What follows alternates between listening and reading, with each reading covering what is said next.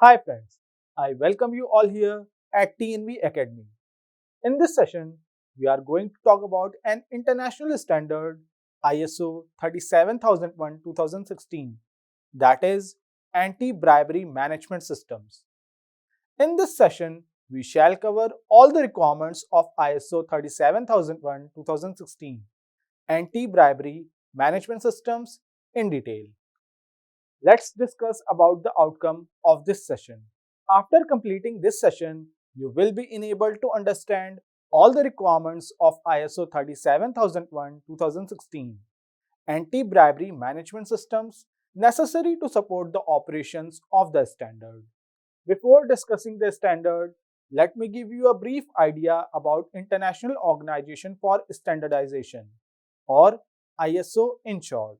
ISO is an independent, non-governmental international organization with a membership of 167 national standard bodies. Through its members, ISO brings together experts to share knowledge and develop voluntary, consensus-based, market-relevant international standards that support innovation and provide solutions to global challenges. Now, according to International Organization for Standardization, ISO 37001-2016, Anti-Bribery Management Systems, or ABMS in short, is the international standard that allows organizations of all types to prevent, detect, and address bribery by adopting an anti-bribery policy, appointing a person to oversee anti-bribery compliance, training, risk assessments, and due diligence on projects and business associates, implementing financial and commercial controls, and instituting reporting and investigation procedures, providing a globally recognized way to address a destructive criminal activity that turns over $1 trillion of dirty money each year.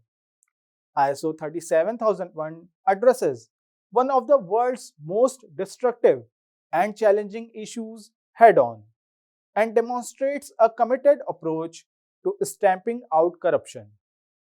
Let's have a general introduction of bribery and need of anti-bribery management system. According to the ISO 37001-2016, bribery is a widespread phenomenon.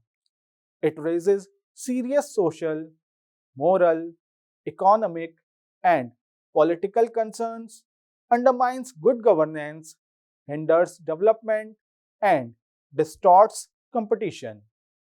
It erodes justice, undermines human rights, and is an obstacle to the relief of poverty.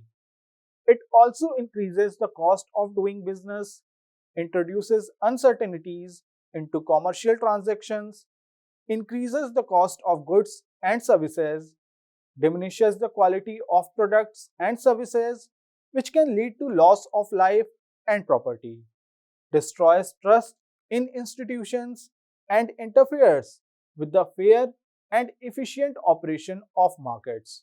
Governments have made progress in addressing bribery through international agreements such as the Organization for Economic Cooperation and Development Convention on Combating Bribery of Foreign Public Officials in International Business Transactions and the United Nations Convention Against Corruption and through their national laws. In most jurisdictions, it is an offense for individuals to engage in bribery, and there is a growing trend to make organizations as well as individuals liable for bribery. However, the law alone is not sufficient to solve this problem. Organizations have a responsibility to proactively contribute to combating bribery. This can be achieved by an anti-bribery management systems which this document is intended to provide, and through leadership and commitment to establishing a culture of integrity, transparency, openness, and compliance. The nature of an organization's culture is critical to the success or failure of an anti-bribery management system. A well-managed organization is expected to have a compliance policy supported by appropriate management systems to assist it in complying with its legal obligations and commitment to integrity. An anti bribery policy is a component of an overall compliance policy. The anti bribery policy and supporting management system helps an organization to avoid or mitigate the cost, risks, and damage of involvement in bribery, to promote trust and confidence in business dealings, and to enhance its reputation. ISO 37001 2016 reflects international good practice and can be used in all jurisdictions. It is applicable to small, medium, and large organizations in all sectors, including public, private, and not for profit sectors. The bribery risks facing an organization vary according to factors such as the size of the organization, the locations, and sectors in which the organization operates, and the nature, scale, and complexity of the organization's activities. The standard specifies the implementation by the organization of policies, procedures, and controls which are reasonable and proportionate according to the bribery risks the organization faces. Annexure A provides guidance on implementing the requirements of this document.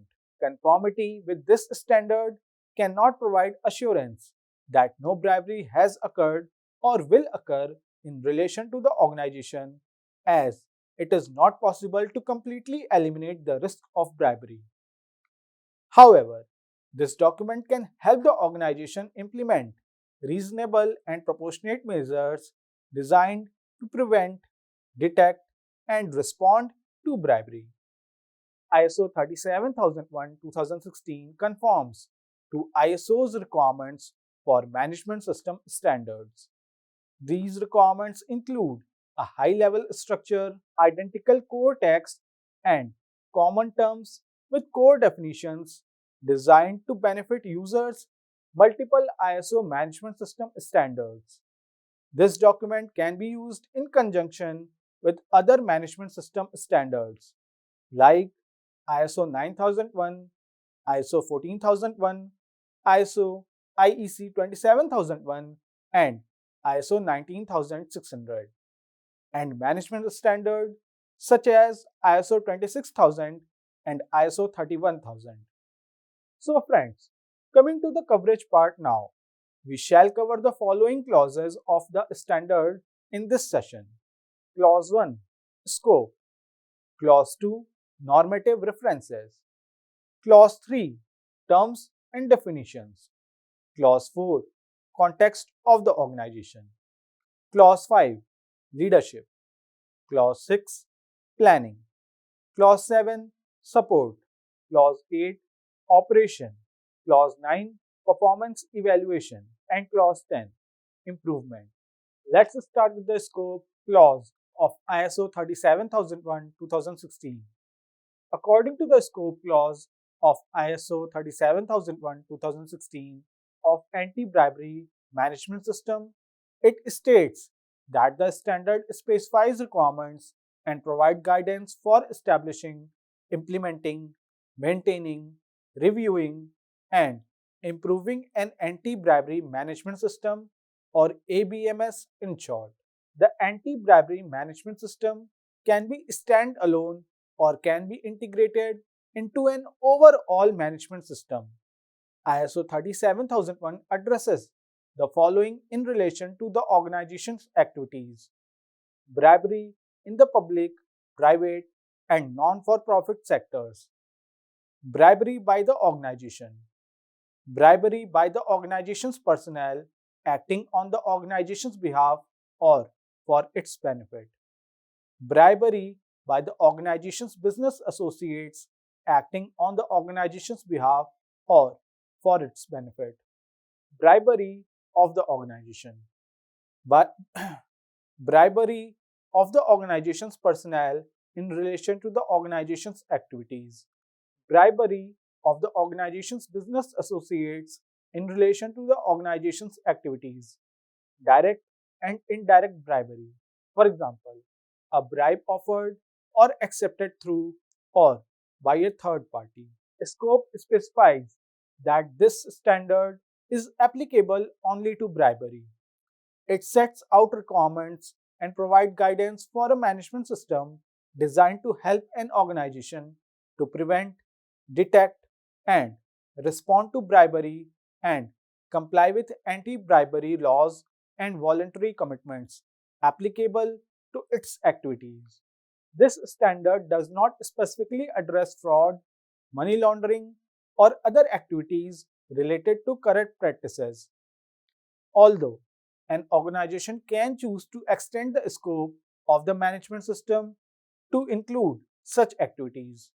Clause says that the requirements of this standard are generic and are intended to be applicable to all organizations or parts of an organization, regardless of type, size, and nature of activity, and whether in the public, private, or not for profit sectors. It is specified in scope that the extent of application of these requirements depends on the factors specified in clause 4.1, 4.2, and 4.5 of the standard. Coming to the normative references under ISO 37001 2016. As per a standard, there are no normative references in this document. Now, we come forward to clause 3, terms and definitions of ISO 37001 2016. Before explaining the terms and definitions applicable for the purposes of this standard, let me tell you that ISO and IEC maintain terminological databases for use in standardization, the URLs of which can be seen here on the screen. You are recommended to visit these websites for more information about the terms and definitions used in various standards. Now, let me cover the terms one by one as specified in ISO 37001 2016. First term, bribery. Bribery is basically offering, promising, giving, accepting, or soliciting of an undue advantage to any value, which can be financial or non financial, directly or indirectly, and irrespective of location, in violation of applicable laws as an inducement or reward for a person acting or refraining from acting in relation to the performance of the person's duties. This is the generic definition. The meaning of the term bribery is as defined by the anti bribery law applicable to the organization and by the anti bribery management system designed by the organization. Next term is organization. Organization is a person or group of people that has its own functions and responsibilities, authorities, and relationships to achieve its objectives. The concept of organization includes but is not limited to sole trader, company, corporation, firm, enterprise, authority, partnership, charity, or institution, or part or combination thereof, whether incorporated or not, public or private. The standard states that for organizations with more than one operating unit, one or more of the operating units can be defined as an organization. Next term is interested parties, which is preferred term. The admitted term is stakeholder. Interested party is a person or an organization that can affect, be affected by, or perceive itself to be affected by a decision or activity. A stakeholder can be internal or external to the organization. Next term is requirement. Requirement is the need that is stated and obligatory. The core definition of requirement in ISO management system standard is need or expectation that is stated, generally implied, or obligatory. Generally implied requirements are not applicable in the context of anti-bribery management, whereas generally implied here means that it is custom or common practice for the organization and interested parties that the need or expectation under consideration is implied. A specified requirement is one that is stated, for example, in documented information. Next term is management system. Management system is a set of interrelated or interacting elements of an organization to establish policies and objectives and processes to achieve those objectives. A management system can address a single discipline or several disciplines. Next term is top management. Top management is a person or group of people who directs and controls an organization at the highest level. For example, directors, proprietors, and founders, etc. Top management has the power to delegate authority and provide resources within the organization. Next term is governing body. Governing body is a group or body that has the ultimate responsibility and authority for an organization's activities, governance, and policies, and to which top management reports and by which top management is held accountable. Next term is anti bribery compliance function. It's a person or persons with responsibility and authority for the operation of the anti bribery management system. Next term is effectiveness. Effectiveness is the extent to which planned activities are realized and planned results achieved. Next term, policy. Policy is an intention and direction of an organization as formally expressed by its top management or its governing bodies. Next term is objective. Objective means here the results to be achieved. An objective can be strategic, tactical, or operational.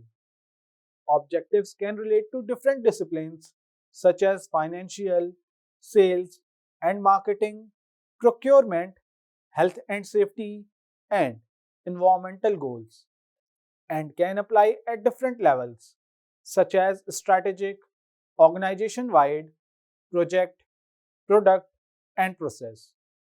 An objective can be expressed in other ways.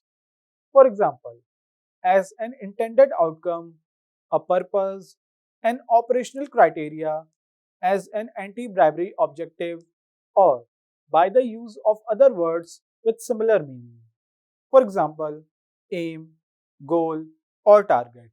In the context of anti bribery management systems, anti bribery objectives are set by the organization, consistent with the anti bribery policy to achieve specific results. Next term is risk. Risk means effect of uncertainty on objectives. An effect is a deviation from the expected, positive or negative. Risk is often characterized by reference to potential events and consequences. Next term is competence. Competence is an ability to apply knowledge and skills to achieve intended results. Next term is documented information. Documented information is information required to be controlled and maintained by the organization and the medium on which it is contained. Documented information can be in any format and media and from any source. Next term is process. Process is a set of interrelated or interacting activities which transforms inputs into outputs. Next term is performance. Performance means measurable results. Performance can relate either to quantitative or qualitative findings. Performance can relate to the management of activities, processes, products, including services, systems, or organizations. Next term is outsource. Outsource is to make an arrangement where an external organization performs part of an organization's function or process. It is to note here that an external organization is outside the scope of the management system, although the outsourced function or process is within the scope. Next term is Monitoring. Monitoring is basically determining the status of a system, a process, or an activity. Next term is measurement. Measurement is a process to determine a value. Next term is audit. Audit is a systematic, independent, and documented process for obtaining audit evidence and evaluating it objectively to determine the extent to which the audit criteria are fulfilled. An audit can be an internal audit, first party, or an external audit, which is second party or third party, and it can be a combined audit, which is combining two or more disciplines.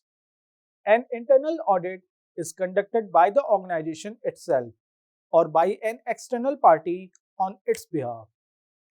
Next is conformity. Conformity is the fulfillment of a requirement. Next term is non-conformity. Non-conformity is a non-fulfillment of a requirement. Next term is corrective action. Corrective action is an action to eliminate the cause of a non-conformity and to prevent recurrence. Next term, continual improvement. Continual improvement is recurring activity to enhance performance. Next term is personnel. According to the standard, personnel mean organization's directors, officers, employees, temporary staff or workers, and volunteers. Different types of personnel pose different types and degrees of bribery risk and can be treated differently by the organization's bribery risk assessment and bribery risk management procedures. Next is business associate. Business associate is an external party with whom the organization has or plans to establish some form of business relationship. As per the standard, business associates includes but is not limited to clients, customers, joint ventures, joint venture partners, consortium partners, outsourcing providers, contractors, consultants, subcontractors, suppliers, vendors, advisors, agents, distributors, representatives, intermediaries, and investors. This definition is deliberately broad and should be interpreted in line with the bribery risk profile of the organization to apply to business associates, which can reasonably expose the organization to bribery risks. Next term is public official. Public official is a person holding a legislative, administrative, or judicial office, whether by appointment, election, or succession, or any person exercising a public function, including for a public agency or public enterprise, or any official or agent of a public domestic or international organization, or any candidate for public office. Next term is third party. Third party is the person or body that is independent of the organization. Examples of third parties are vendor, contractors, suppliers, etc. Next term is conflict of interest. Conflict of interest is a situation where business, financial, family, political, or personal interest could interfere with the judgment of persons in carrying out their duties for the organization. Next term is due diligence. Due diligence is a process to further assess the nature and extent of the bribery risk and help the organization make decision in relation to specific transaction, projects, activities, business associates, and personnel. Now, let's start with the clause 4, context of the organization of ISO 37001-2016. Clause 4 of ISO 37001-2016 has 5 subclauses, which are Clause 4.1, understanding the organization and its context. Clause 4.2, understanding the needs and expectations of stakeholders. Clause 4.3 Determining the scope of the anti bribery management system. Clause 4.4 Anti bribery management system. Clause 4.5 Bribery risk assessment. Let me start with the subclause 4.1 Understanding the organization and its context. According to the subclause 4.1 of ISO 37001:2016, the standard states that the organization must determine external and internal issues that are relevant to its purpose and that affect its ability to achieve the objectives of its anti bribery management system. Let us talk here about the external and internal context. This requirement of clause 4.1 can seem too general and there is a threat of going too wide when defining the internal and external issues. In fulfilling this clause, organizations should emphasize only on issues that can affect consumer satisfaction and delivery of quality product or services. An organization's internal context is the environment in which it targets to achieve its objectives. Internal context can include its approach to governance, its contractual relationship with customers, and its interested parties. Things that need to be considered are related to the culture, philosophies, ethics, or ideologies inside the organization, as well as complexity of processes and organizational structure. To determine external context, organizations should consider issues arising from its social, technological, environmental, ethical, political, legal, and economic environment. Some examples of external context may include government regulations and changes in the law, economic shifts in the organization's market, the organization's competition, events that may affect corporate image, changes in the technology, etc. Basically, all of this information is with the top and other senior members of management, but it is usually not written on paper. The best way to gather it is by organizing some brainstorming sessions. Arrangement of all this information can be very valuable and validate whether you stand as an organization. We should include some of the internal context as well, but are not limited to. Some of the examples of internal issues are the structure of the organization, which has limited flexibility when dealing with varying demands, availability of reliable, qualified, and competent workforce, which is very positive, stability of workforce, where wage benchmarking is not consistent with competitors, staff retention, which is also very high positive, contractual arrangements with customers, which is beneficial to the organization. Payment terms from customers provides high credit. Solvency of customers and expansion of customer base also plays an important role. The culture within the organization is equally important internal factor. Coming back to the clause 4.1, this clause says that these internal and external issues will include, without limitation, important factors like the size, structure, and delegated decision making authority of the organization, and the locations and sectors in which the organization operates or anticipates operating. Subclause 4.1 specifies that issues will comprise the nature, scale, and complexity of the organization's activities and operations, and also the business model of the organization. Clause states that the organization must include entities over which the organization has control and entities which exercise control over the organization while determining the internal and external issues. According to the subclause 4.1, the organization must contain organization's business associates and nature and extent of interactions with public officials while determining external and internal issues.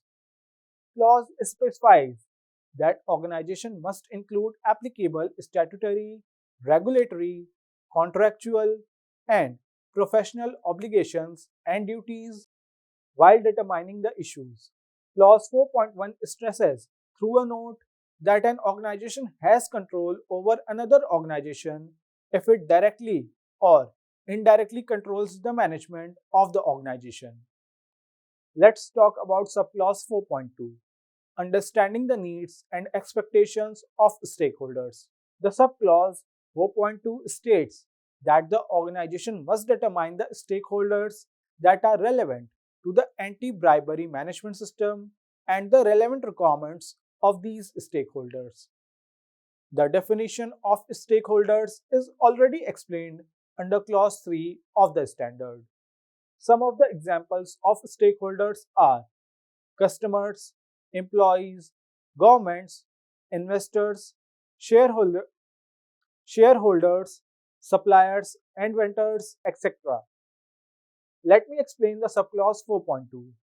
The clause 4.2 of ISO 37001:2016 states that the organization must determine relevant stakeholders and relevant requirements of appropriate concerned parties.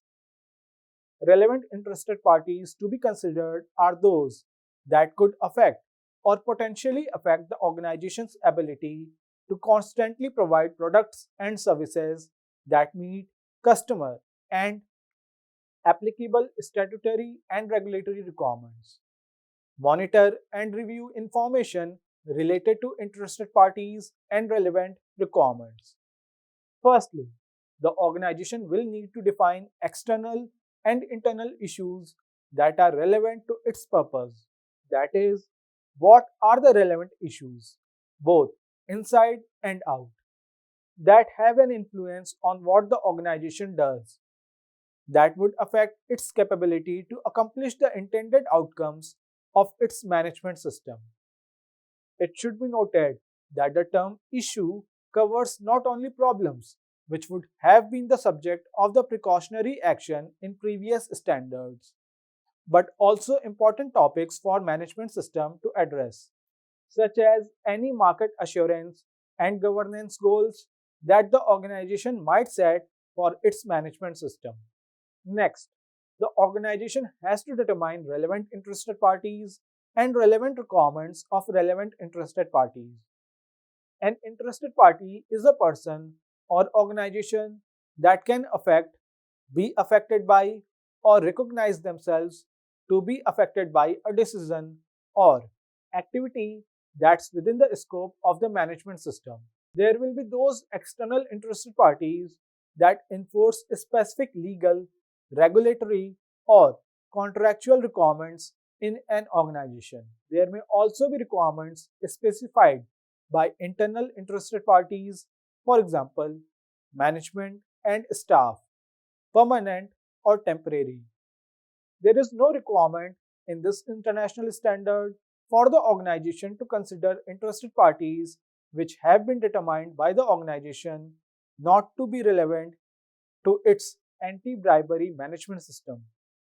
Similarly, there is no requirement to address a particular requirement of a relevant interested parties if the organization considers that the requirement is not relevant.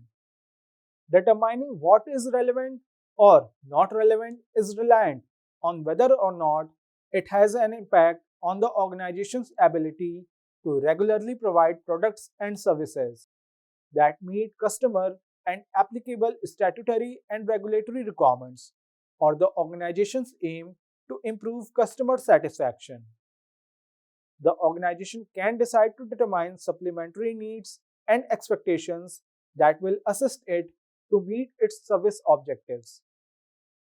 However, it is at the organization's choice whether or not to accept additional requirements to satisfy interested parties beyond what is required by this international standard ISO 37001:2016.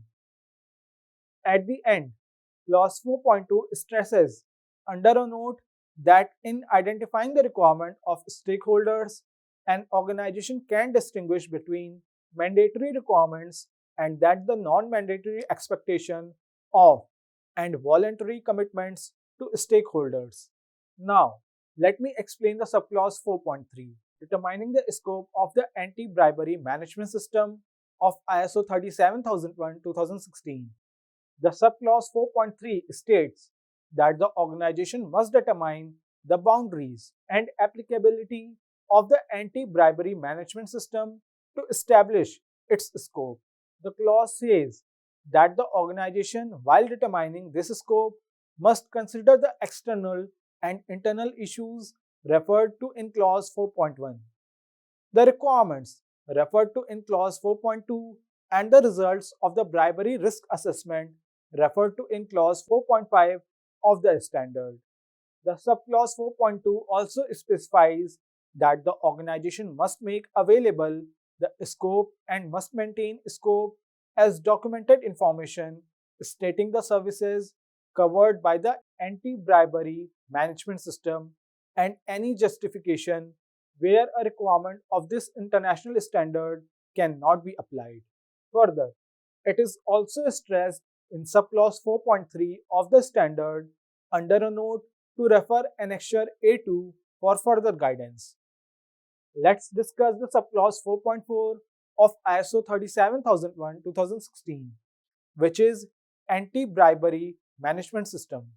Subclause 4.4 of ISO 37001-2016 states that the organization must establish, document, implement, maintain, and continually review and, where necessary, improve an anti-bribery management system, including the processes needed and their interactions in accordance with the requirements of this document.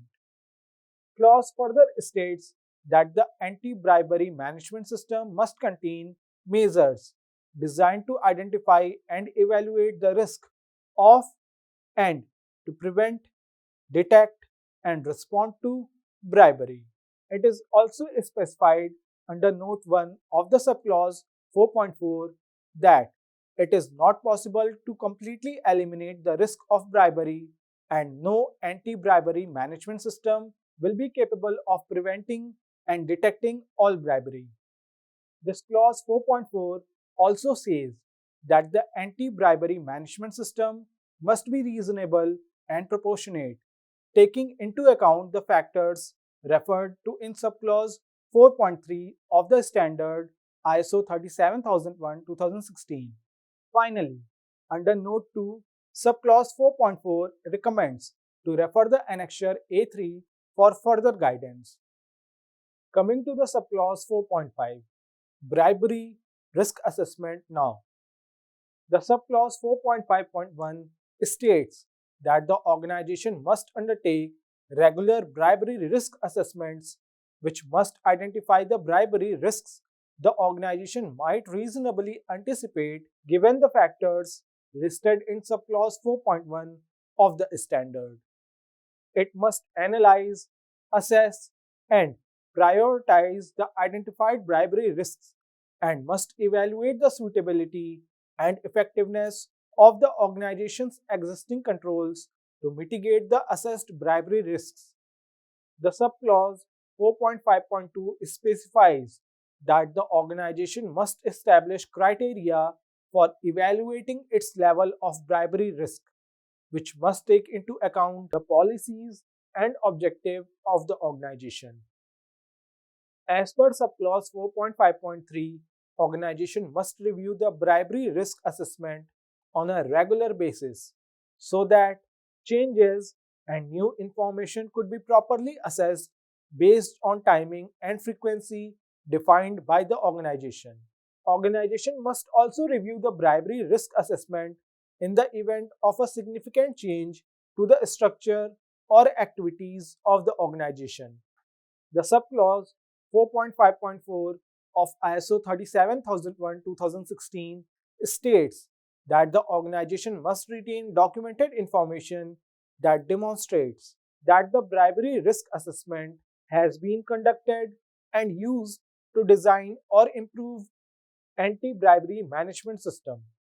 At the end of clause 4.5.4, standard recommends to refer annexure A.4 for further guidance.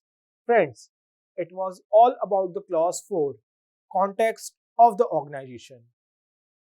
And now we proceed to clause 5, leadership of ISO 37001 2016. This clause 5, leadership, talks about the role of top management, which is the group of people who direct and control your organization at the highest level. They need to ensure that the anti bribery management system and its requirements are integrated into the organization's processes, and the policy and objectives are aligned with the strategic direction of the organization. They also need to make sure that the anti bribery policy is made available, communicated, maintained, and understood by all parties. And understood by all parties. The clause 5, leadership, is further divided into three subclauses, which are clause 5.1, leadership and commitment, clause 5.2, anti bribery policy, clause 5.3, organization's roles, responsibilities, and authorities. Let's start with the subclause 5.1, leadership and commitment. The subclause 5.1 again has its own two subclauses, which are subclause 5.1.1, governing body, and subclause 5.1.2, top management. The clause 5.1.1, governing body, states that when the organization has a governing body, that body must demonstrate leadership and commitment with respect to the anti bribery management system, or ABMS, by approving the organization's anti bribery policy and ensuring that the organization's strategy and anti bribery policy are aligned. The governing body must demonstrate leadership and commitment with respect to anti bribery management system at planned intervals, receiving and reviewing information about the content and operation of the organization's anti bribery management system. Subclause 5.1.1 specifies that governing body must establish leadership and commitment with respect to anti-bribery management system, requiring that adequate and appropriate resources needed for effective operation of the anti-bribery management system are allocated and assigned. Subclause 5.1.1 also states that governing body must demonstrate leadership and commitment, exercising reasonable oversight over the implementation of the organization's anti bribery management system by top management and its effectiveness.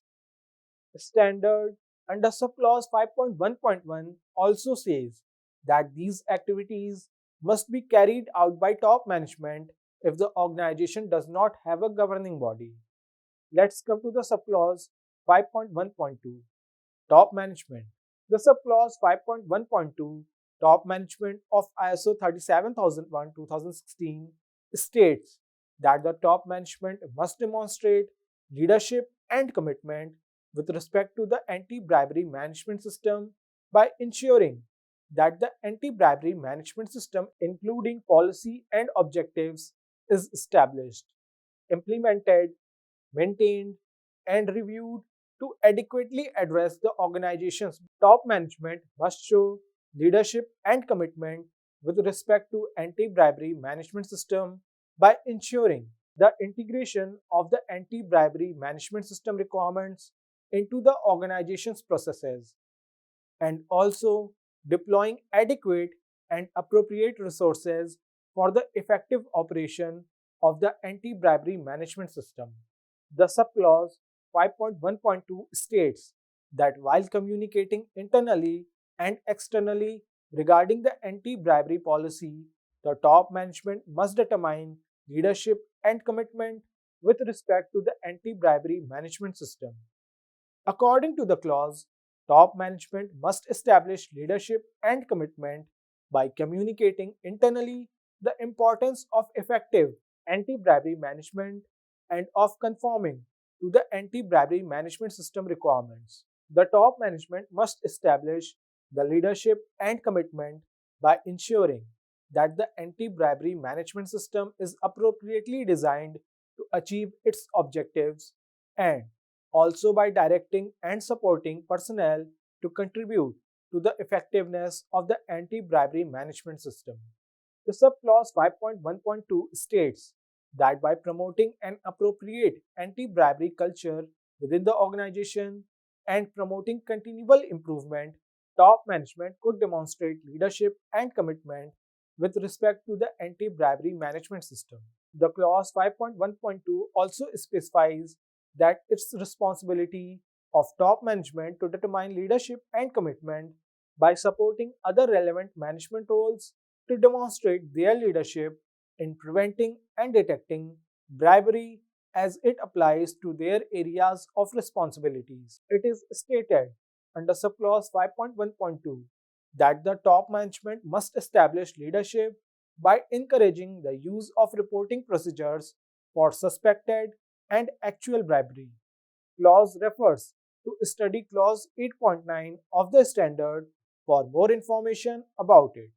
Clause 5.1.2 specifies that top management must show leadership and commitment with respect to anti-bribery management system by ensuring that no personnel with sufficient retaliation, discrimination, or disciplinary action as described under subclause 7.2.2.1 D for reports made in good faith or on the basis of a reasonable belief of violation or suspected violation of the organization's anti-bribery policy or for refusing to engage in bribery, even if such refusal can result in the organization losing business, except where the individual participated in the violation. The clause 5.1.2 states that with respect to anti-bribery management system, top management must show leadership and commitment at planned intervals, reporting to the governing bodies, if any, on the content and operation of the anti-bribery management system and of allegations of serious or systematic bribery. It is also a recommendation under this clause as a note to see Annexure A.5 for guidance. Let's talk now about subclause 5.2 Anti-Bribery Policy. The subclause 5.2 Anti-Bribery Policy states that the top management must establish, maintain, and review an anti-bribery policy that prohibits bribery and requires compliance with anti-bribery laws that are applicable to the organization. The policy must be appropriate to the purpose of the organization and must provide a framework for setting, reviewing, and achieving anti-bribery objectives. Subclause 5.2 says that anti-bribery policy must include a commitment to satisfy anti-bribery management system requirements. The policy must encourage raising concerns in good faith or on the basis of a reasonable belief in confidence without fear of reprisal. As per clause, anti-bribery policy must contain a commitment to continual improvement of the anti-bribery management system and must be comprehensive to explain the authority and independence of the anti-bribery compliance function. The subclause 5.2 states that the top management must establish, maintain, and review an anti-bribery policy that explains the consequences of not complying with the anti-bribery policy. The anti-bribery policy must be available as documented information and must be communicated in appropriate languages within the organization and to business associates who pose more than a low risk of bribery. As per clause 5.2 of ISO 37001-2016, the anti-bribery policy must be available to relevant stakeholders as appropriate. Let's come to the subclause 5.3 Organizational Roles, Responsibilities, and Authorities. The subclause 5.3 has further three subclauses, which are 5.3.1 Roles and Responsibilities, 5.3.2 Anti-bribery compliance function, 5.3.3 Delegated decision making. Let me begin with subclause 5.3.1 Roles and Responsibilities.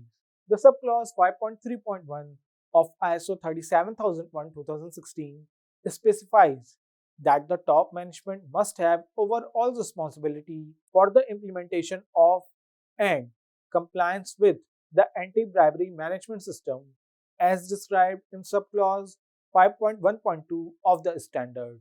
As per this subclause 5.3.1, top management must ensure that the responsibilities and authorities for relevant roles are assigned and communicated within the throughout every level of the organization and communicated within and throughout every level of the organization. According to the clause, managers at every level must be responsible for requiring that the anti-bribery management requirements are applied and complied with their department or function. The governing body, if any, top management, and all other personnel must be responsible for understanding, complying with, and applying the anti bribery management system requirements as they relate to their role in the organization. Now, coming to the subclause 5.3.2 Anti bribery compliance function. This clause says that the top management must assign to an anti bribery compliance function the responsibility and authority for overseeing the design and implementation by the organization of the anti bribery management system. As per subclause 5.3.2, top management must assign to an anti bribery compliance function the responsibility and authority for providing advice and guidance to personnel on the anti bribery management system and issues relating to bribery. The responsibility and authority must be assigned to an anti bribery compliance function for ensuring that the anti bribery management system conforms to the requirements of the standard. Top management must also assign the responsibility and authority to an anti bribery compliance function for reporting on the performance of the anti bribery management system to the governing body, if any, and top management and other compliance functions as appropriate. Subclause 5.3.2 of ISO 37001:2016 states that the anti-bribery compliance function must be adequately resourced and assigned to person or persons who have the appropriate competence, status, authority, and independence.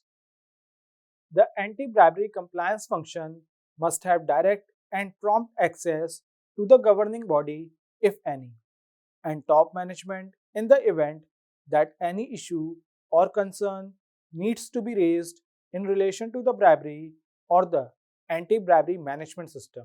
It is also mentioned under this subclause 5.3.2 that the top management can assign some or all of the anti-bribery compliance function to persons external to the organization. If it does, top management shall ensure that specific personnel have responsibility for and authority over those externally assigned parts of the function. At the end of subclause 5.3.2, standard stresses on a note to refer the annexure A.6 for guidance. Let's discuss the last subclause 5.3.3 of ISO 37001:2016, Delegated Decision Making now. This clause 5.3.3 simply states that where top management delegates to personnel the authority for the making of decisions in relation to which there is more than a low risk of bribery, the organization must establish and maintain a decision making process or set of controls which requires that the decision process and the level of authority of the decision maker are appropriate and free of actual or potential conflicts of interest. Top management of the organization must ensure that these processes are reviewed periodically as part of its role and responsibility for implementation of and compliance with the anti bribery management system outlined in subclause 5.3.1. This subclause 5.3.3 also states that delegation of decision making does not exempt top management or the governing body, if any, of their duties and responsibilities as described in subclause 5.1.1, 5.1.2, and 5.3.1, nor does it necessarily transfer to the delegated personnel potential legal responsibilities. Friends, this was all about Clause 5, Leadership and Commitment of ISO 37001:2016, Anti-Bribery Management System.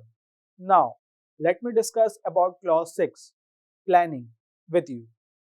This Clause 6 planning on how an organization plans actions to address both risks and opportunities. Consideration of risks needed to be proportionate to the potential impact they may have, and organizations may decide to categorize risks into different levels from low to high. If an activity is determined to be high risk and that the organization cannot manage it, then it should not be undertaken. The clause 6 planning has two subclauses. Subclause 6.1 actions to address risks and opportunities, and subclause 6.2 anti bribery objectives and planning to achieve them. Let me give you the insight of subclause 6.1 actions to address risks and opportunities. The subclause 6.1 of ISO 37001:2016 states that when planning for the anti bribery management system, the organization must consider the issues referred to in subclause 4.1, the requirements referred to in subclause 4.2, the risks identified in subclause 4.5, and opportunities for improvement that need to be addressed to give reasonable assurance that the anti bribery management system can achieve its objectives. As per subclause 6.1, the organization must consider issues, requirements, risks, and opportunities that need to be addressed to prevent or reduce undesired effects relevant to the anti bribery policy and objectives, and also to monitor the effectiveness of the anti bribery management system.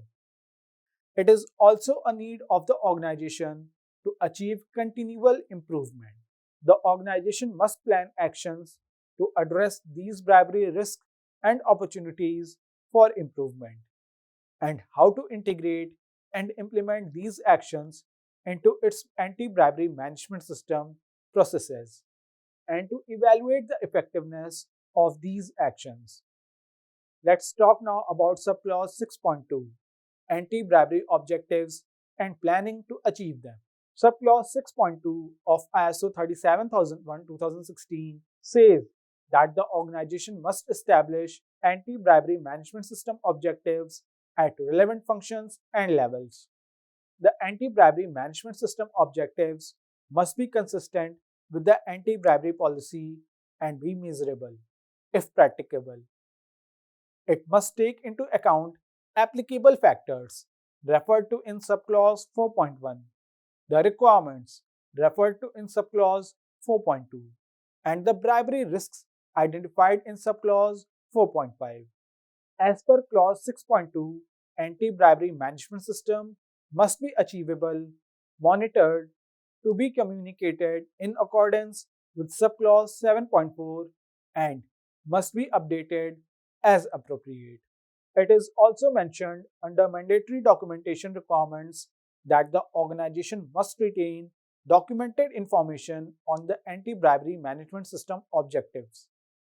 According to this subclause 6.2, the standard says that when planning achieving its anti-bribery management system objectives, the organization must determine what will be done, what resources will be required, who will be responsible, when the objectives will be achieved, how the results will be evaluated and reported, and who will impose sanctions or penalties.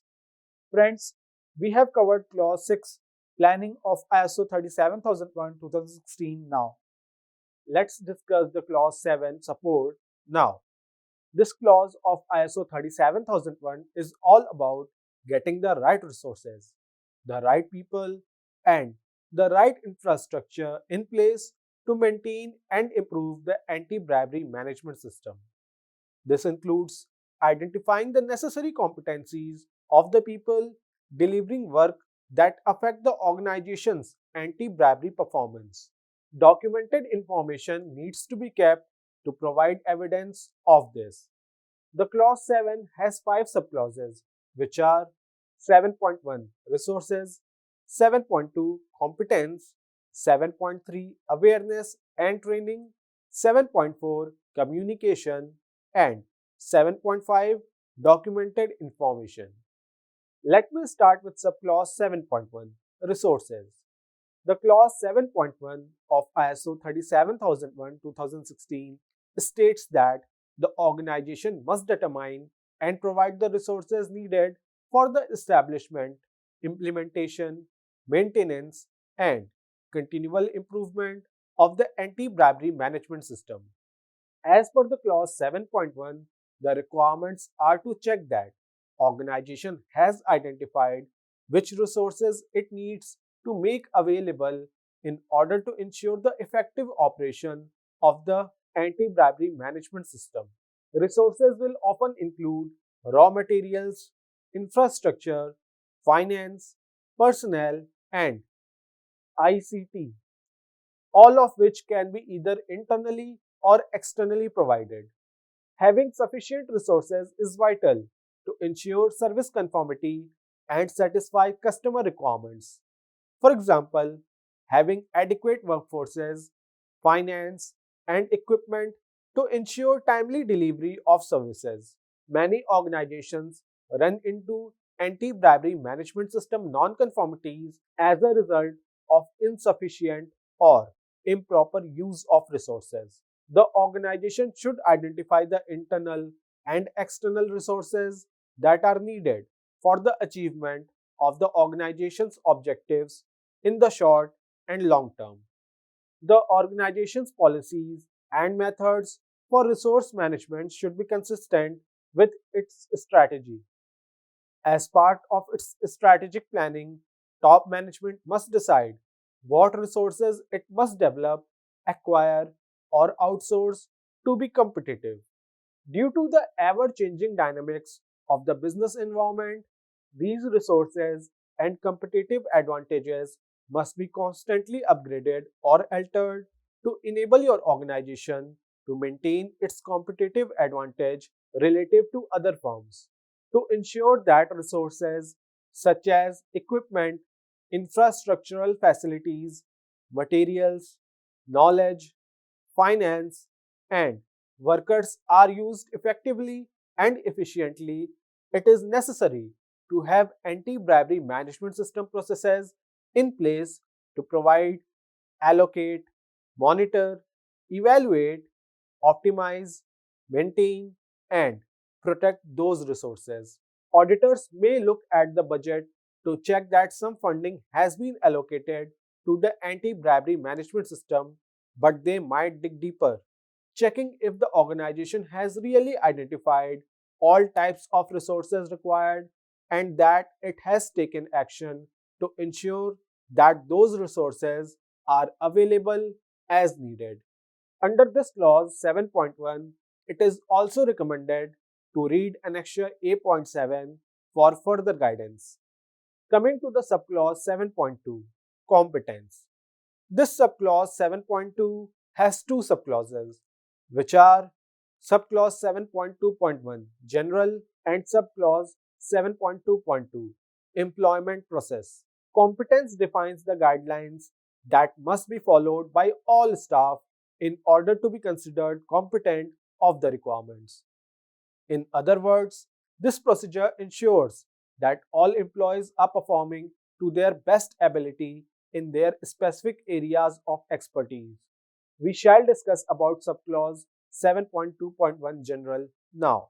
According to the subclause 7.2.1 general, standard specifies that the organization must determine the necessary competence of person or persons doing work under its control that affects its anti-bribery performance and to ensure that these persons are competent on the basis of appropriate education, training, or experience.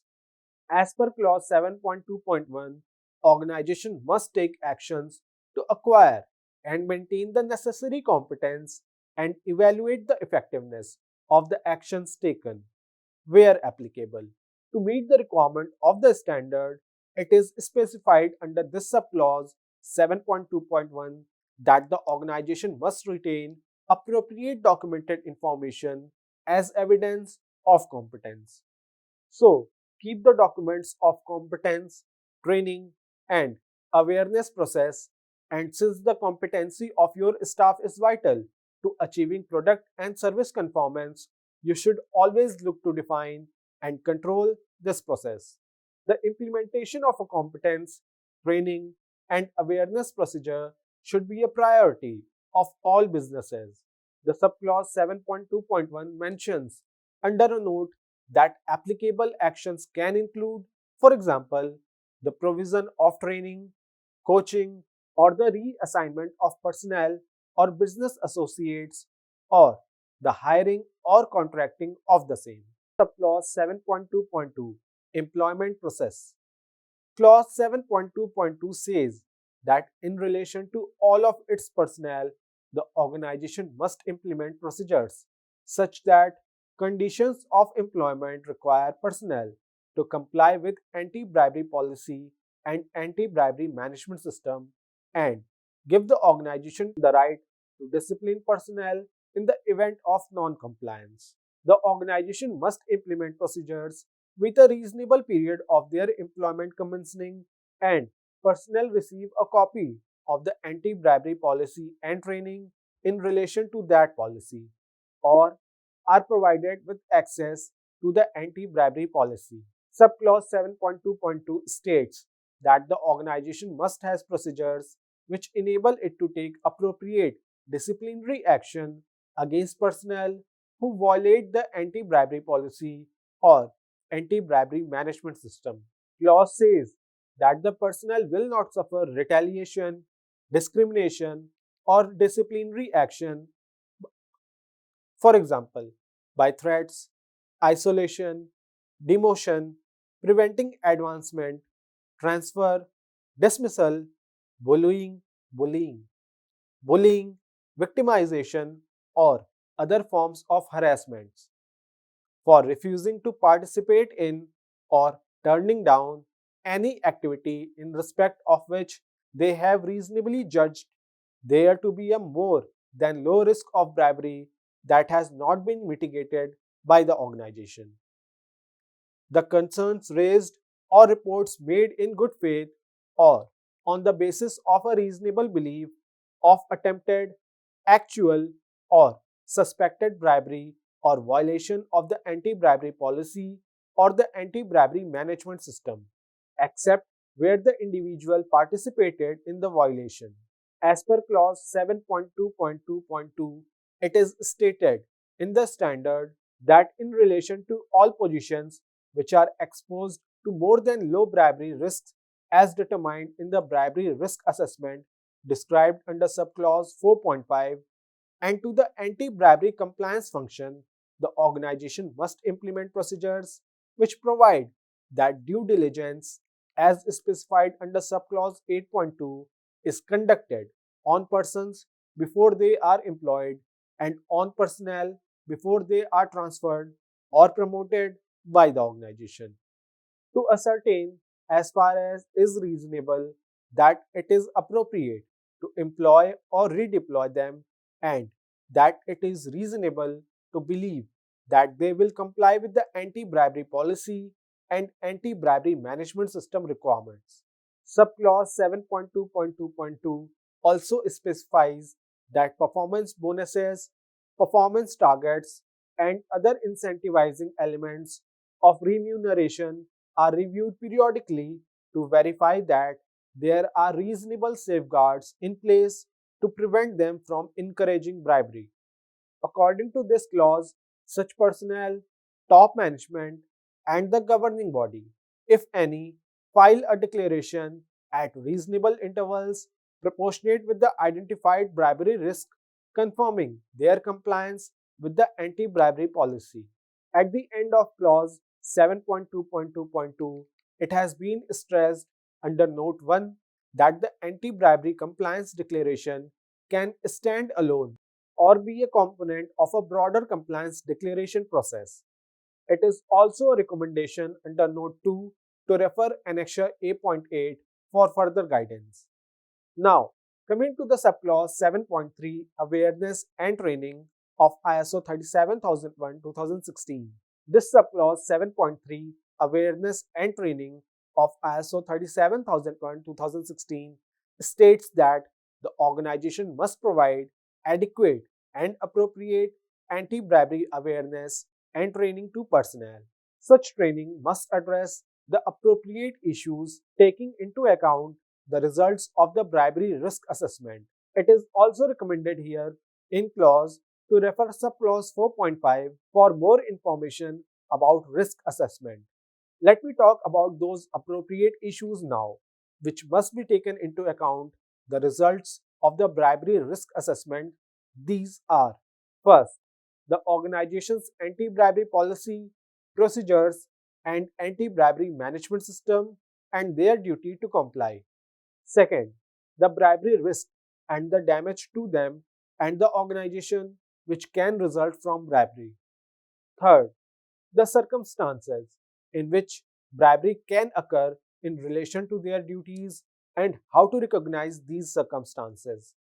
Fourth, how to recognize and respond to solicitations or offers of bribes. Fifth, how they can help prevent and avoid bribery and recognize key bribery risk indicators. Sixth, their contribution to the effectiveness of the anti bribery management system, including the benefits of improved anti bribery performance and of reporting suspected bribery. 7. The implications and potential consequences of not conforming with the anti bribery management system requirements. 8. How and to whom they are able to report any concerns. It is again a recommendation here in this subclause 7.3 to refer subclause 8.9. 9. Information on available training and resources. Clause 7.3 states that personnel must be provided with anti-bribery awareness and training on a regular basis at a planned intervals determined by the organization. Anti-bribery awareness and training to personnel must be appropriate to their roles and the risk of bribery to which they are exposed and any changing circumstances. The awareness and training programs must be periodically updated as necessary to reflect relevant new information. Subclause 7.3 of ISO 37001-2016 says that taking into account the bribery risk identified, which is described under subclause 4.5, the organization must also implement procedures addressing anti-bribery awareness and training for business associates acting on its behalf or for its benefit, and which could pose more than a low bribery risk to the organization. These procedures must identify the business associates for which such awareness and training is necessary, its content, and the means by which training shall be provided. Further, to meet the mandatory documentation requirements, the subclause 7.3 specifies that the organization must retain documented information on the training procedures, the content of the training, and when and to whom it was provided. Finally, under this subclause 7.3, it is stressed under Note 1 that the awareness and training requirements for business associates can be communicated through contractual or similar requirements and be implemented by the organization, the business associate, or by other parties appointed for that purpose. At the end of subclause 7.3 under note 2, it is recommended by standard to study annexure A.9 for further guidance. Let's talk about subclause 7.4 communication. According to clause 7.4.1, the organization must establish, implement, and maintain the processes needed for internal and external communication anti-bribery management system.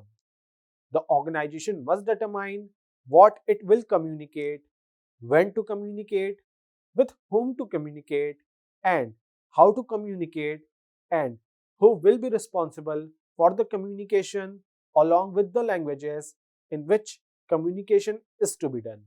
While establishing its communication processes, the organization must take into account its compliance obligations and ensure that anti bribery management information communicated is steady with information generated within the anti bribery management system and is reliable. The organization must respond to relevant communications on its anti bribery management system. As appropriate, the organization must retain documented information as evidence of its communications. Clause 7.4 communication refers to all type of communications, both internal and external, to the organization. It requires organization to establish and maintain a process for internal communication between the various levels and functions of the organization.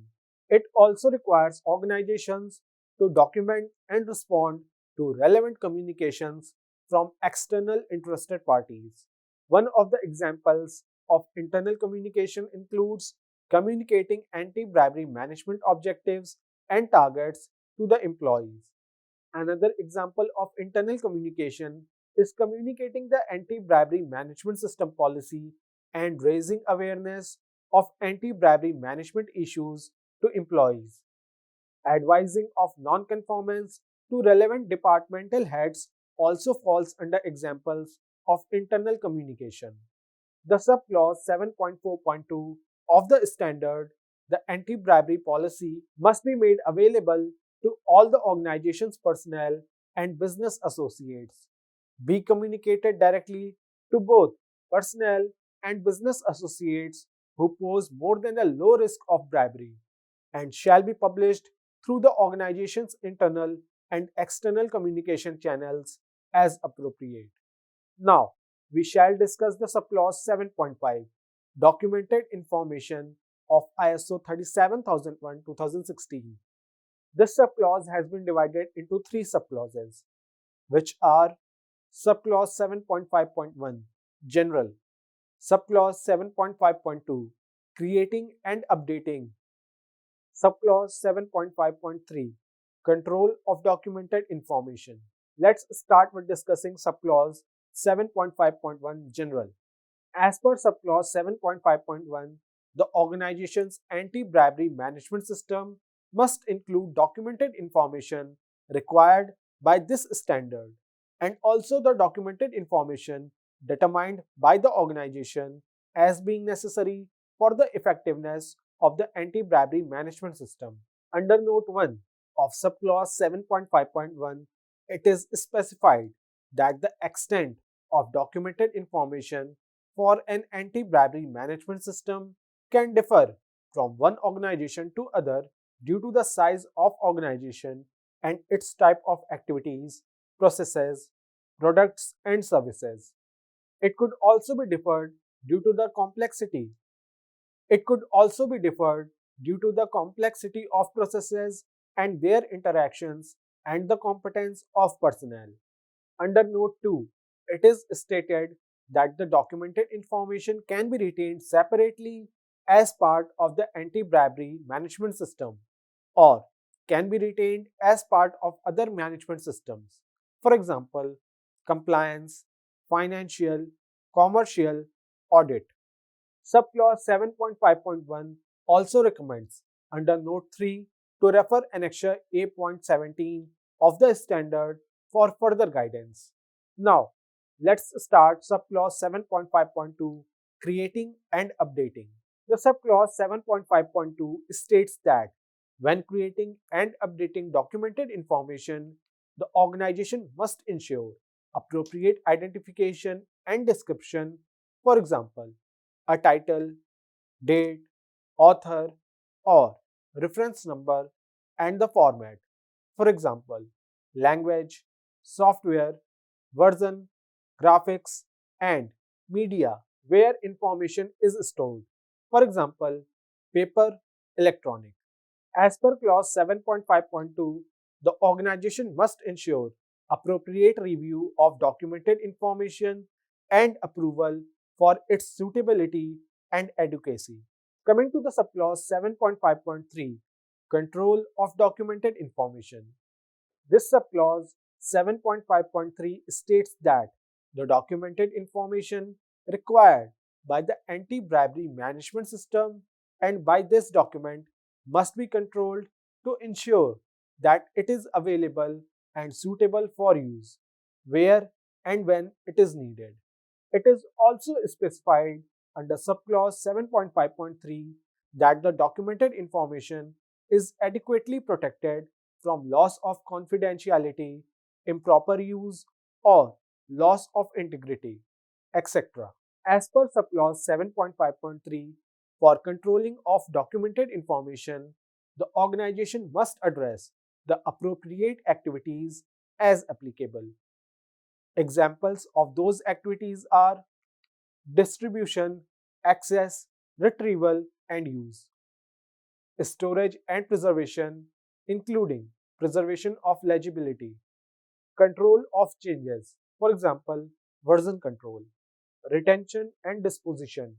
According to this subclause, documented information of external origin determined by the organization to be necessary for the planning and operation of the anti-bribery management system must be identified as appropriate and controlled.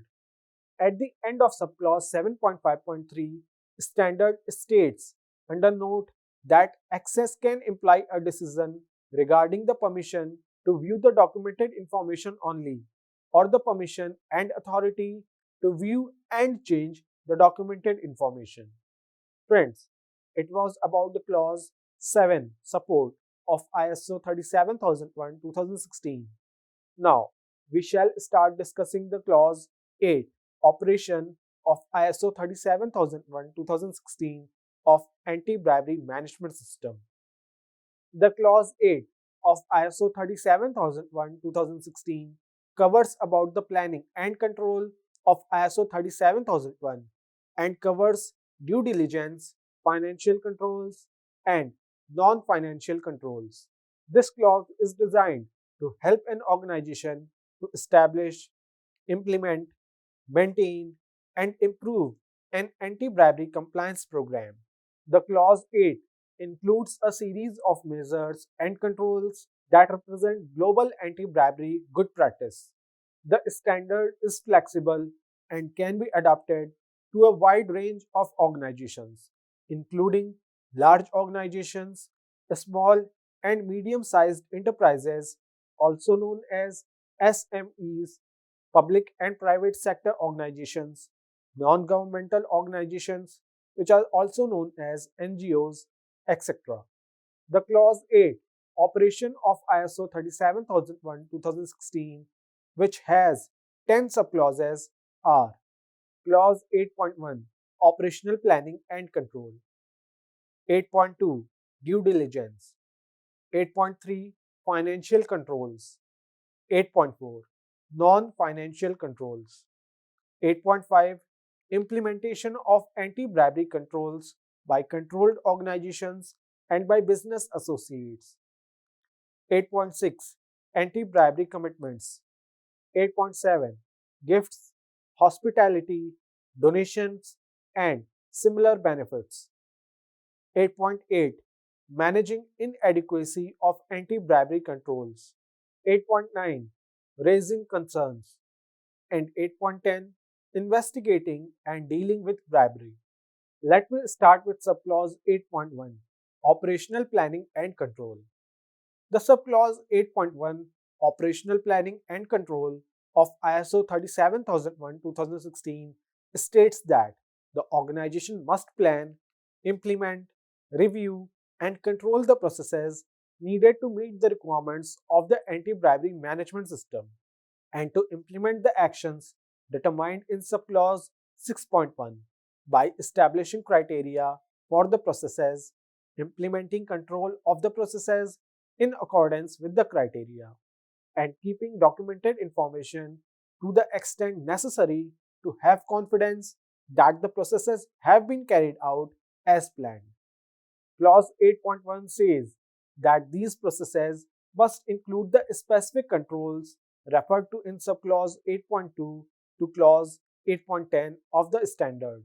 Clause 8.1 says that these processes must include the specific controls referred to in subclause 8.2 to subclause 8.10 of the standard. Subclause 8.1 specifies that the organization must control planned changes and review the consequences of unintended changes, taking action to mitigate any adverse effects as necessary. The organization must also ensure that outsourced processes are controlled. This subclause 8.1 mentions under a note that the core text of ISO management system standards contains a requirement in relation to outsourcing, which is not used in this document, as outsourcing providers are included within the definition of business associate. Coming to the subclause 8.2, due diligence. The subclause 8.2 of ISO 37001:2016 states that where the organization's bribery risk assessment as conducted in subclause 4.5 has assessed a more than low bribery risk in relation to specific categories of transactions, projects, or activities, in relation to planned or ongoing relationships with specific categories of business associates, in relation to specific categories of personnel in certain positions. It is mentioned here in clause 8.2 to refer subclause 7.2.2.2 for more information. This subclause 8.2 due diligence specifies that the organization must assess the nature and extent of the bribery risk in relation to specific transactions, projects, activities, business associates, and personnel falling within those categories. This assessment must include any due diligence necessary to obtain sufficient information to assess the bribery risk. The due diligence must be updated at a defined frequency so that changes and new information can be properly taken into account. It is mentioned as Note 1 under subclause 8.2 that the organization can conclude that it is unnecessary, unreasonable, or disproportionate to undertake due diligence on certain categories of personnel and business associate. The clause 8.2 stresses as Note 2 that the factors listed in A and C above are not exhaustive. At the end of subclause 8.2, the standard recommends under Note 3 to refer Annexure 8.10 for further guidance. Let's have a discussion of subclause 8.3, Financial Controls of ISO 37001:2016 now. The subclause 8.3 Financial Control simply states that the organization must implement financial controls that manage bribery risk. It is also recommended under subclause 8.3 as a note to refer the annexure 8.11 for more guidance. Now, let's talk about 8.4, non-financial controls. The subclause 8.4 specifies that the organization must implement non-financial controls that manage bribery risk with respect to such areas as procurement, operational, sales, commercial, human resources, legal, and regulatory activities. Clause states under Note 1 that any particular transaction, activity, or relationship can be subject to financial as well as non-financial controls. Under Note 2, it has been recommended to refer the Annexure 8.12 for guidance. Coming to the subclause 8.5, implementation of anti-bribery controls by controlled organizations and by business associates. Subclause 8.5.1 of ISO 37001-2016 states that the organization must implement procedures which require that all other organizations over which it has control either implement the organization's anti-bribery management system or implement their own anti-bribery controls. In each case, only to the extent that is reasonable and proportionate with regard to the bribery risk faced by the controlled organizations, taking into account the bribery risk assessment conducted in accordance with subclause 4.5 of the standard. Subclause 8.5.1 under a note states that an organization has control over other organization if it directly or indirectly controls the management of the organization. Under this subclause 8.5.1, it is also recommended to refer Annexure A.13.1.3. Now, let me discuss the subclause 8.5.2. This clause says that in relation to business associates not controlled by the organization for which the bribery risk assessment or due diligence has identified a more than low bribery risk and where the anti-bribery controls implemented by the business associates would help mitigate the relevant bribery risk. The organization must implement some procedures which I am explaining to you now. Procedure 1. The organization must determine whether the business associate has in place anti-bribery controls which manage the relevant bribery risk. Procedure number 2. Where a business associate does not have in place anti-bribery controls or it is not possible to verify whether it has them in place.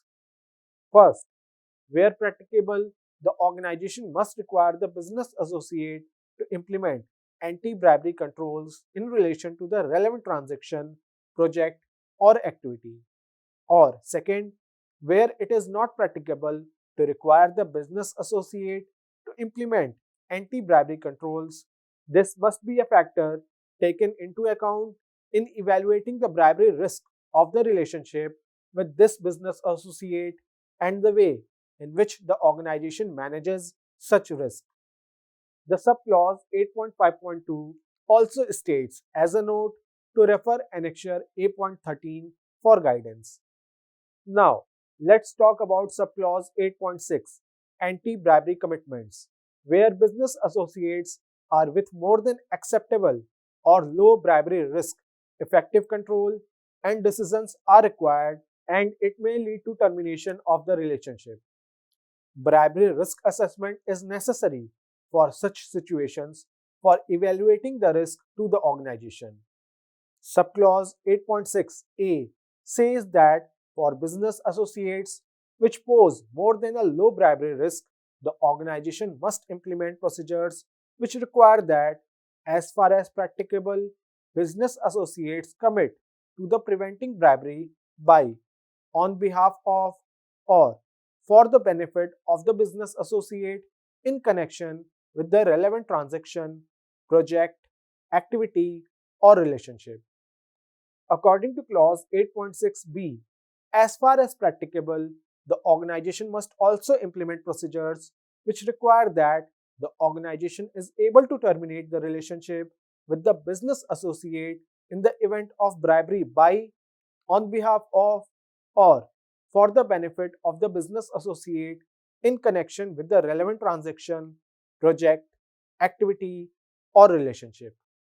Clause specifies that where it is not practicable to meet the requirements of 8.6a or 8.6b here, this must be a factor taken into account in evaluating the bribery risk of the relationship with this business associate and the way in which the organization manages such risks. Clause 8.6 also recommends referring Annexure 8.14 of the standard for further guidance.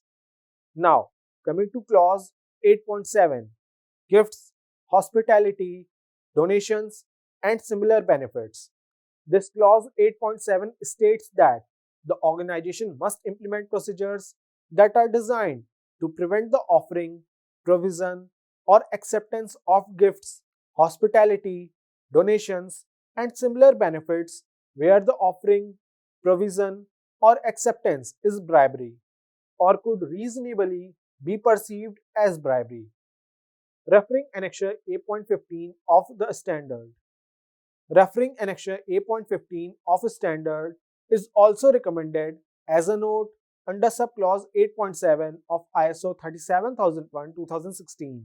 Let's talk about subclause 8.8 of ISO 37001:2016, that is, managing inadequacy of anti-bribery controls. This clause 8.8 states that where the organization cannot manage bribery risk, the relationship or project or contract is to be reviewed at appropriate stages.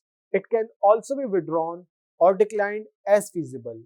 Subclause 8.8 says that where the due diligence conducted on a specific transaction, project, activity, or relationship with a business associate establishes that the bribery risk cannot be managed by existing anti-bribery controls, organization must take steps appropriate to the bribery risk and the nature of the transaction, project, activity, or relationship to terminate, discontinue, suspend, or withdraw from it as soon as practicable in the case of an existing transaction, project, activity, or relationship.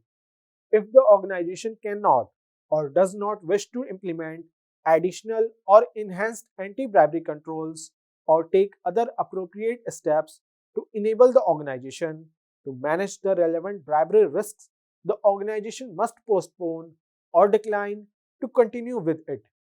In the case of a proposed new transaction, project, activity, or relationship, examples of appropriate steps are such as changing the nature of the transaction, project, activity, or relationship, etc.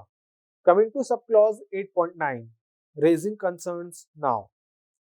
The subclause 8.9a states that the organization must implement procedures which encourage and enable persons to report in good faith or on the basis of a reasonable belief attempted, suspected, and actual bribery or any violation of or weaknesses in the anti bribery management system to the anti bribery compliance function or to appropriate personnel.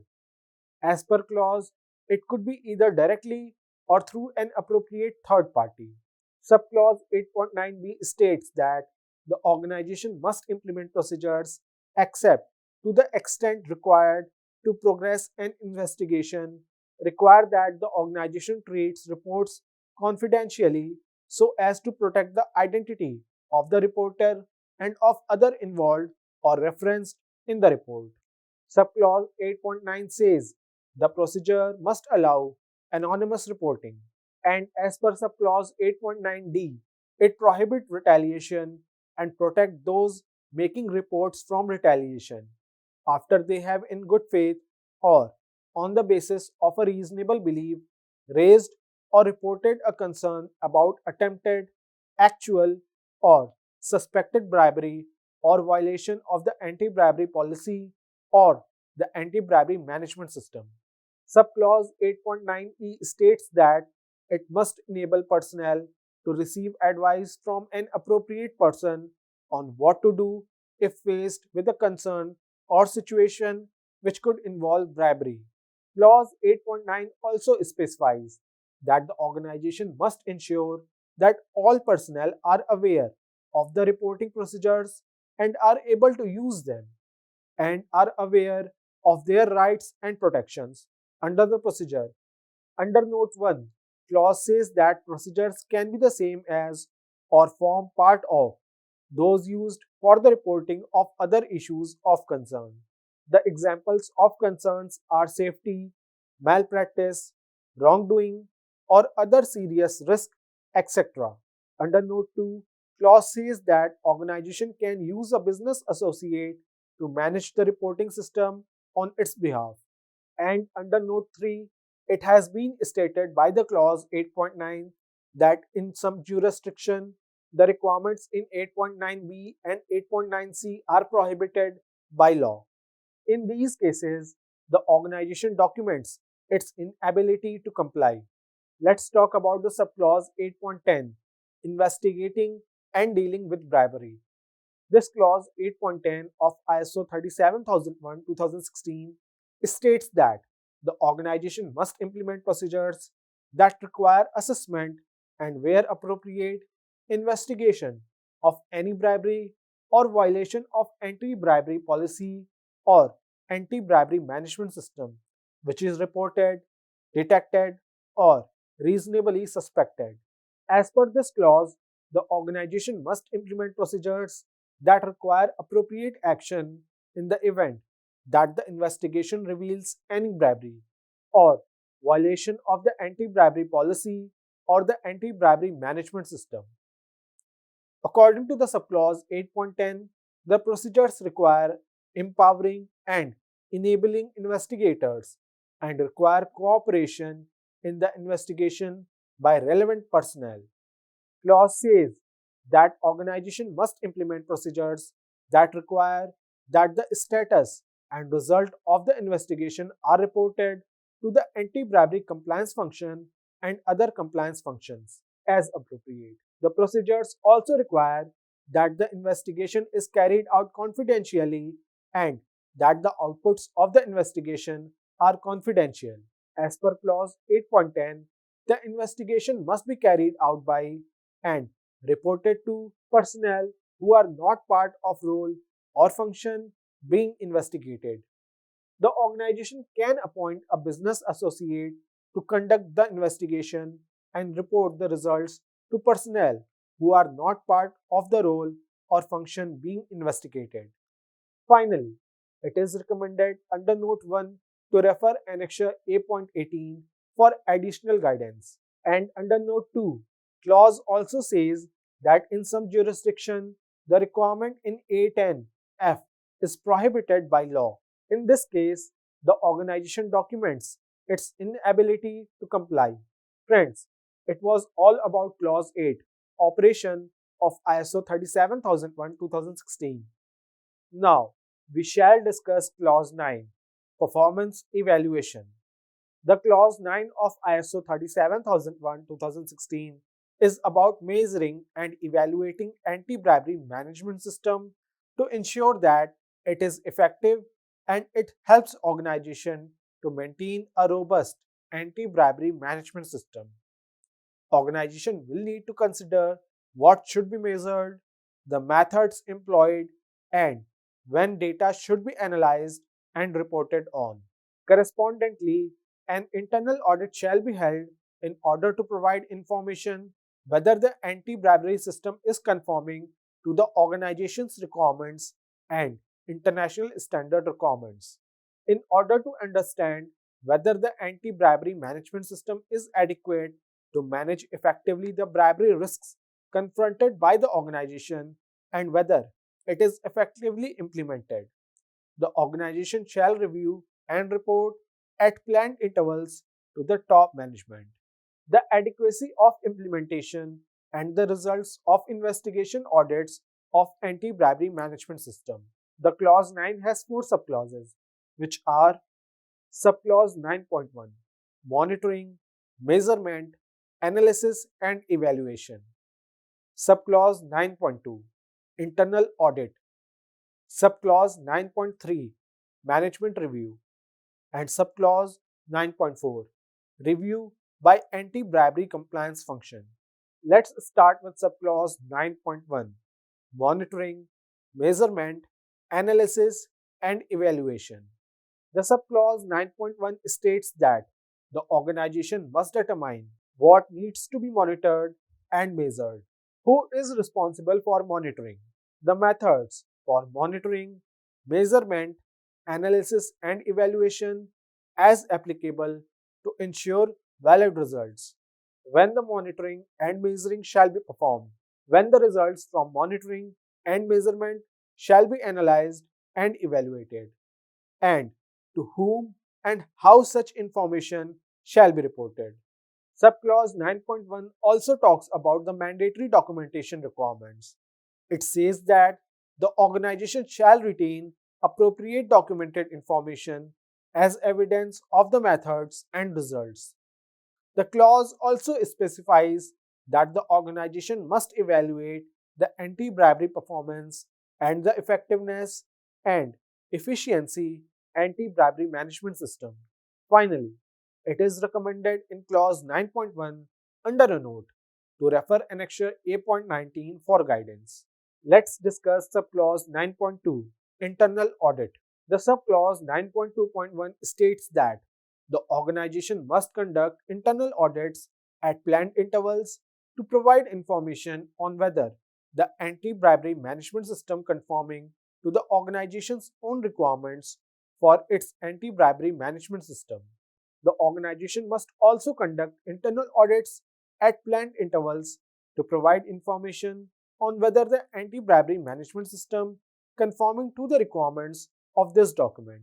The subclause 9.2.1 also specifies that organization must ensure that internal audit is effectively implemented and maintained. Subclause 9.2.1 recommends, as Note 1, to refer ISO 19011 to have guidance on auditing management systems. Under Note 2, clause also states that the scope and scale of the organization's internal audit activities can vary depending on a variety of factors, including organization size, structure, maturity, and locations. Coming to the subclause 9.2.2, this clause says that the organization must plan, establish, implement, and maintain an audit program or programs, including the frequency, methods, responsibilities, planning requirements, and reporting, which shall take into consideration the importance of the processes concerned and the results of previous audits. As per clause 9.2.2, organization must define the audit criteria and scope for each audit and must select competent auditors and conduct audits to ensure objectivity and the impartiality of the audit process. Subclause 9.2.2 specifies that organization must ensure that the results of the audits are reported to relevant management, the anti-bribery compliance function, top management, and, as appropriate, the governing body, if any. Covering the mandatory documentation requirements of the standard, subclause 9.2.2 states that organization must retain documented information as evidence of the implementation of the audit program and the audit results. Let me talk about subclause 9.2.3. As per this subclause 9.2.3, standard states that these audits must be reasonable, proportionate, and risk based. Such audits must consist of internal audit processes or other procedures which review procedures, controls, and systems for bribery or suspected bribery, for violation of the anti bribery policy or anti bribery management system requirements, for failure of business associates to conform to the applicable anti bribery requirements of the organization, and for weaknesses in or opportunities for improvement to the anti bribery management system. Let me talk about subclause 9.2.4.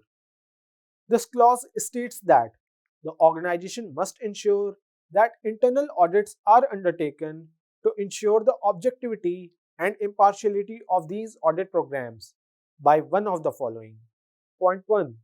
An independent function or personnel established or appointed for this process. Or point 2. The anti-bribery compliance function unless the scope of the audit includes an evaluation of the anti-bribery management system itself or similar work for which the anti-bribery compliance function is responsible. Or point 3. An appropriate person from a department or function other than one being audited. Or point 4. the appropriate third party. Or point 5, a group comprising any of from point 1 to point 4. Subclause 9.2.4 also states that the organization must ensure that no auditor is auditing his or her own area of work. It is also recommended, as a note, under subclause 9.3.4 to refer annexure A.16 for guidance. Now, let's talk about clause 9.3 management review. The subclause 9.3.1 top management review states that the top management must review the organization's anti-bribery management system at planned intervals to ensure its continuing suitability, adequacy, and effectiveness. Clause 9.3.1 states that the top management review must include consideration of the status of actions from previous management reviews. As per clause 9.3.1, top management review must comprise changes in external and internal issues that are relevant to the anti-bribery management system. The review must contain the information on the performance of the anti-bribery management system, including trends in point 1, non-conformities and corrective actions. Point 2, monitoring and measurement results. Point 3, audit results. Point 4, reports of bribery. Point 5, investigations. And point 6, the nature and extent of the bribery risks faced by the organization. According to the clause 9.3.1, the top management review must include consideration of effectiveness of actions taken to address bribery risks and the opportunities for continual improvement of the anti-bribery management system. For more information about continual improvement, you can refer clause 10.2 of the standard. Clause 9.3.1 further states that the outputs of the top management review must include decisions related to continual improvement opportunities and any need for changes to the anti-bribery management system. A summary of the results of the top management review must be reported to the governing body, if any. To cover the requirements of mandatory document, clause states that the organization must retain documented information as evidence of the results of top management reviews. Coming to subclause 9.3.2, governing body review. Clause 9.3.2 specifies that if the organization has a governing body, then it must undertake periodic reviews of the anti-bribery management system based on information provided by top management and the anti-bribery compliance function, and also any other information that the governing body requests or obtains. According to this clause, the organization must retain summary documented information as evidence of the results of governing body reviews. Let's discuss subclause 9.4 review by anti-bribery compliance function. The subclause 9.4 of ISO 37001-2016 states that the anti-bribery compliance function must assess on a continual basis whether the anti-bribery compliance system is adequate to manage effectively the bribery risks faced by the organization and is being effectively implemented also.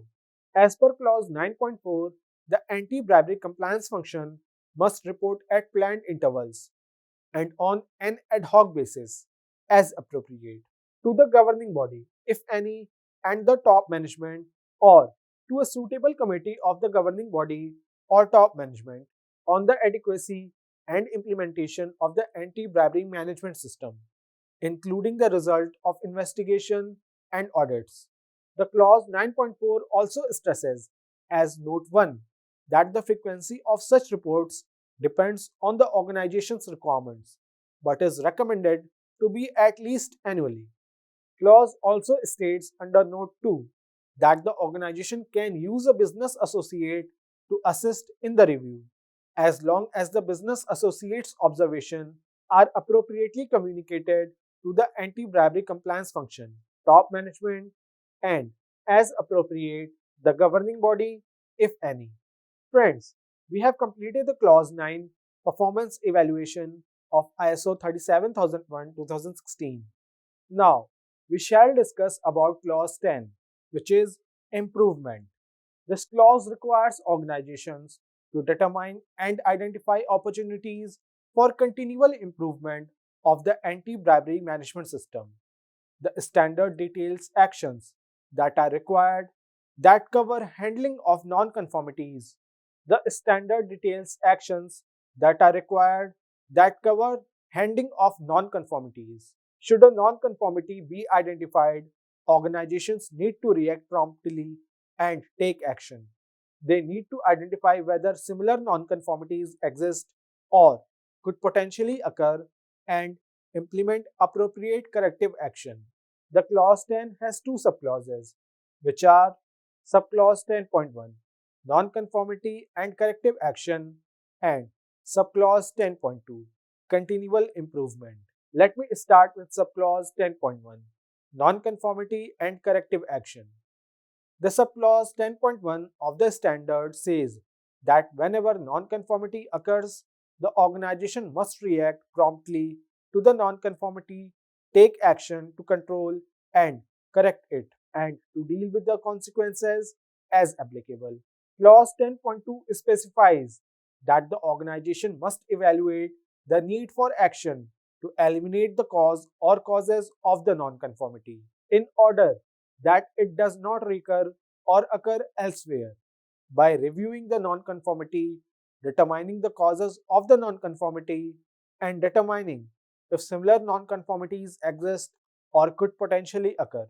As per this clause, whenever nonconformity occurs, the organization must implement any action needed and also review the effectiveness of any corrective action taken to meet the requirements of the standard. Clause 10.2 also states that organization must make changes to the anti-bribery management system if necessary. The corrective actions taken by organization must be appropriate to the effects of the nonconformities encountered. Subclause 10.2 specifies that the organization must retain documented information as evidence of the nature of the nonconformities and any subsequent actions taken and the results of any corrective action. It is also recommended under this clause to refer Annexure A.20 for further guidance. Now, let's discuss final subclause 10.2 of the standard, that is continual improvement. The clause 10.2 of ISO 37001-2016 states that the organization must continually improve the suitability, adequacy, and effectiveness of the anti-bribery management system. Continual improvement is a crucial aspect of the anti-bribery management system in the effort to achieve and maintain the suitability, adequacy, and effectiveness of the anti-bribery management system as it relates to the objectives of the organization. Organizations with operational anti-bribery management system must regularly attempt to improve their management system. It is difficult for the organization nor their context to remain static. Moreover, the risk to anti-bribery management system as well as the methods of misusing them are rapidly evolving. Eventually, there is no anti-bribery management system that can remain perfect. It must act as a constant pace of improvement. However, an organization's context and internal dynamics remain the same. Continual improvement is just not a requirement of an anti bribery management system, but it's a need of every organization. To illustrate nonconformity or risk related improvements, an analysis of anti bribery management system components, which is based on the adequacy, suitability, and effectiveness criteria, may show that the component exceeds anti bribery management system requirements or is incompetent. Changing the management system can often improve the anti bribery management system. This subclause 10.2 continual improvement also recommends referring Annexure A.20 for guidance. So, friends, now we have reached at the end of this session. I hope that you have an idea about ISO 37001 2016 Anti-Bribery Management System, or ABMS in short. I sincerely thank you all for your interest and attention. Thanks and best wishes.